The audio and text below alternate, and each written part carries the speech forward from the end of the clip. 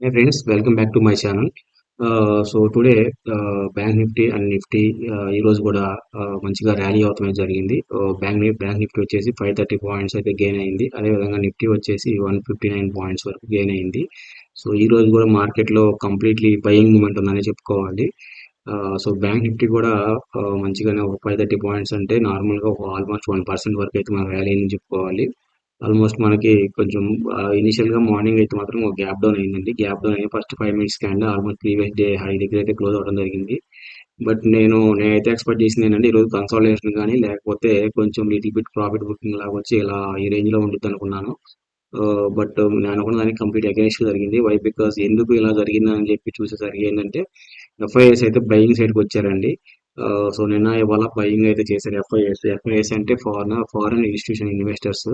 So వాళ్ళు ఎప్పుడైతే buying side కొన్నారంటే market లో పరుగులు అయితే స్టార్ట్ అవడం జరిగింది.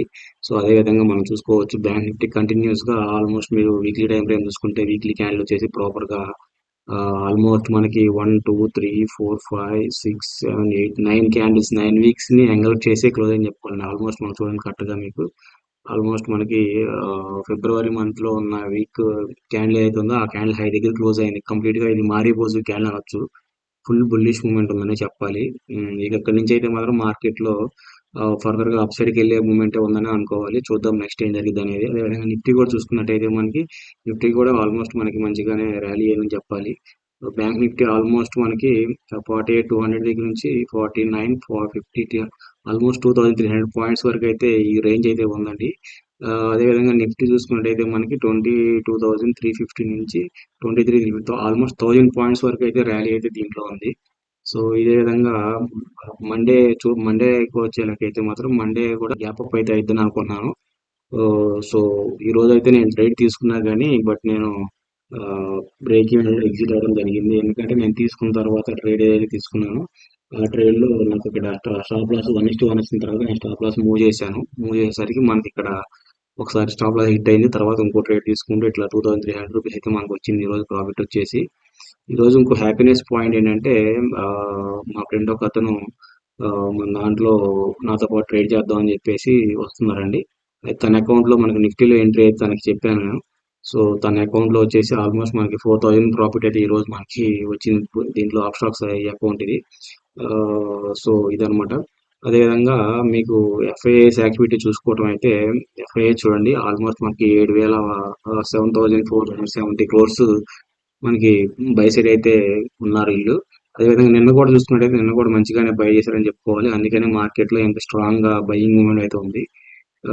సో ఇది అండ్ మీకు మండేకి వచ్చేసరికి అయితే మాత్రం గ్యాప్ అప్ అయింది అంటే మాత్రం ఖచ్చితంగా అయితే మాత్రం ఒకసారి అయితే మాత్రం మంచి మనకు కొంచెం ప్రాఫిట్ బుకింగ్ అయితే రావాలి. ఇంత కంటిన్యూషన్ బయింగ్ అనేది నేను ఎప్పుడు ఎక్స్పెక్ట్ చేయలేదు. కాకపోతే బయింగ్ వెళ్ళిన ప్రతిసారి మార్కెట్ ఎప్పుడు అలాగే మూమెంటం పైకి అలాగే మూవ్ అయితే కిందకి వచ్చిన అలాగే మూవ్ అయితే ఎప్పుడైతే కన్సాలిడేషన్ లో ఉందో ఆ, మనకి మన స్టాప్ లాస్ హంటింగ్ అయితే జరుగుతూ ఉంటుందండి. సో ఎప్పుడైతే ప్రీవియస్ డే రేంజ్ లేనప్పుడు అయితే మాత్రం ట్రేడ్లు అనేవి ప్లాన్ చేయాలి. బట్ ఈ రోజు నాకు మంచిగానే ప్రాఫిట్ వచ్చిందని ఎక్స్పెక్ట్ చేశాను. బట్ అది నేను స్టాప్ లాస్ మూవ్ చేయడం వల్ల మనకి స్టాప్ లాస్ అయితే హిట్ అయిపోయింది మంది. సో మండే అనాలిసిస్ అనేది నేను కంప్లీట్ గా నేను చెప్పలేను. ఎందుకంటే క్లోజింగ్ అనేది మంచి క్లోజ్ అయింది. గ్యాప్ అప్ అయినా కానీ గ్యాప్ డౌన్ అయినా కానీ అక్కడ ఏమన్నా ప్రైస్ యాక్షన్ బట్టి నేనైతే ట్రేడ్ తీసుకుంటాను. ట్రేడ్ తీసుకున్న దాన్ని బట్టే నేనైతే మీకు ఏమైనా తీసుకుంటే మాత్రం ఖచ్చితంగా పోస్ట్ చేస్తాను అనమాట.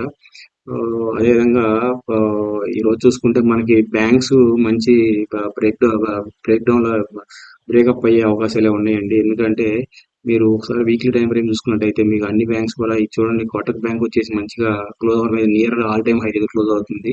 కోటక్ బ్యాంక్ ఒకటి, ఐసిఐసిఐ బ్యాంక్ ఒకటి అండి. ICICI ready to break out అనమాట. ఆల్మోస్ట్ మనకి September 24 హై దగ్గరికి అయితే క్లోజ్ అయింది. సో ఎస్బీఐ కూడా లేదు. HDFC almost near by all time high అనమాట. సో ఈ బ్యాంక్స్ లో కొంచెం మూవ్మెంట్ అవకాశం ఉంది. సో ఇవి ఎక్కువ వెయిటేజ్ ఉన్న స్టాక్స్ కాబట్టి బ్యాంక్స్ లో సో బ్యాంక్ నిఫ్టీ కూడా ఇక్కడ నుంచి కొంచెం అప్ సైడ్ మూవ్ అయ్యే అవకాశాలే ఉందన్నమాట. ఇంకా ఆల్మోస్ట్ మనకి ఆల్ టైమ్ హై వచ్చేసి 54,500 600 ఆ రేంజ్ అనమాట.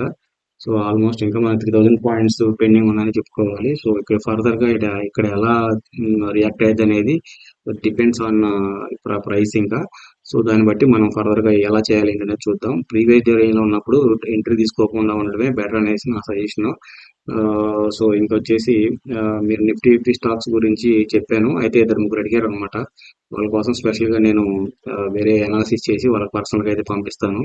మీరు వీక్లీ టైం ఫ్రేమ్ చూసుకుంటే మనకి మిడ్ క్యాప్ కానీ సెన్సెక్స్ కానీ లేకపోతే మన ఫైనాన్స్ నిఫ్టీ కానీ దీంట్లో అన్ని స్టాక్స్ అయితే మనకు మంచిగానే ర్యాలీ ఉందండి. అన్ని పోర్ట్ఫోలియోలో అందరికీ ప్రాఫిట్ అయితే ప్రాఫిట్ వచ్చింది. అందరికి మొన్నటిదాకా అందరు పాపం ఏమంటారు మన లాస్ లాస్ అని చెప్పి అందరు టెన్షన్ పడ్డారు. బట్ కొంత ఊరట కలిగిందని చెప్పుకోవాలి. సో అదేవిధంగా బ్యాంక్స్ అయితే బ్యాంక్స్ ఫోకస్ లో పెట్టుకోనండి. ఈ మల్టీ ఇయర్ బ్రేక్అవుట్లు ఇవన్నీ చూసుకుంటే ఎనీవే ఇప్పుడు ఒకసారి యుఎస్ ఇండెక్స్ చూసుకున్నాం. యుఎస్ ఇండెక్సెస్ అయితే మాత్రం ఆల్మోస్ట్ ఫ్లాట్ ఉన్నాయనే చెప్పుకోవాలి. So Monday flat opening or little bit gap up అని ఎక్స్పెక్ట్ చేస్తున్నా. మై అనాలిసిస్ నచ్చితే మాత్రం మీరు ఒకసారి లైక్ చేయండి, సపోర్ట్ చేయండి, ప్లీజ్ సబ్స్క్రైబ్ చేయండి. సబ్స్క్రిప్షన్ అయితే మాత్రం చాలా తక్కువ అవుతున్నాయండి. సో దయచేసి కొంచెం సబ్స్క్రైబ్ చేయడానికి ట్రై చేయండి. అదేవిధంగా మీకేమన్నా సజెషన్స్ ఉన్నా ఏమైనా చెప్పదలుచుకున్న కామెంట్ రూపంలో కామెంట్ చేయండి. Thank you.